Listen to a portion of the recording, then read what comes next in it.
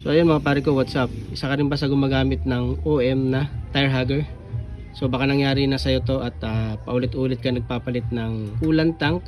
At pagka tumagas, bibili ka na naman. Ito yung video na para sa'yo. Bibigyan kita ng tips para hindi ka na magpapalit-palit ng coolant tank pag tumagas. Tanggalin lang natin itong coolant tank cover na to.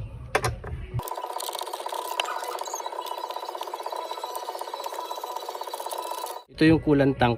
So yung sinasabi kong nagkaka-issue rito ay yung part dito. So baklasin pa natin itong isa na to. Actually kaya ako ginawa ng video to kasi nakikita ko sa group ng mga Honda Click na gumagamit ng OM na tire hugger ay lagi sila namumblema bakit tumatagas to. And then pagka tumagas, bibili na naman sila ulit. May nakita pa ako nag-post ng nakakatatlong ganito na raw siya laging tumatagas. So ayun, tanggalin lang natin to.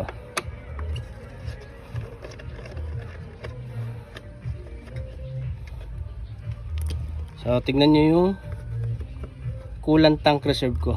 Wala na siyang kapiraso dito. So naputol na siya, pinutol ko talaga. So tignan nyo na sa picture. Ito yung nangyari. Yan. So makikita nyo dito sa part na to, dahil dito siya nakasuot sa may ilalim na to, then sinusuotan siya ngayon ng tornilyo. Ang nangyayari kasi dito pagka hinihigpitan nyo sa katagalan ay syempre gumagalaw yung tire hugger pag tumatak, lalo na sa malulubak na kalsada. Ang nangyayari dahil hinihigpitan mo to ng todo, nagka-crack siya dito. Yan. So ang pangit kasi dito sa reserve tank na to ay ultimo ito ay hollow siya, kumbaga butas. So dumadaan din dito yung coolant. So ang gagawin nyo lang para hindi na kayo bumili ng coolant tank ay ito. Yan. So sa picture na yan, ang gagawin nyo, puputulin nyo lang yun.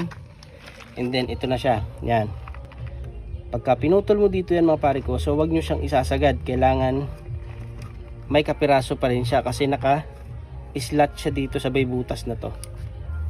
Yan. Naka-slot siya kasi dyan. So kailangan nyo pinagputulan nyo, papasok dito sa slot na yan. So ang gagawin nyo, pagka naputol nyo na, papainitan nyo lang yan ng lighter or torch o bahala kayo. Nainitan nyo yan ng lighter, gagawin nyo pagka medyo malambot na, pipiga-pigain nyo lang siya dyan. Yan, para magsara.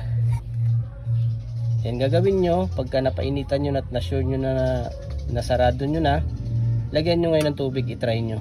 Pag nalagyan nyo ng tubig, piga-pigain nyo kung may lalabas pa siya. Pero napakaganda nyan mga pare ko. Matibay talaga yan. Yan. So kaya ako naman nilagyan ng konting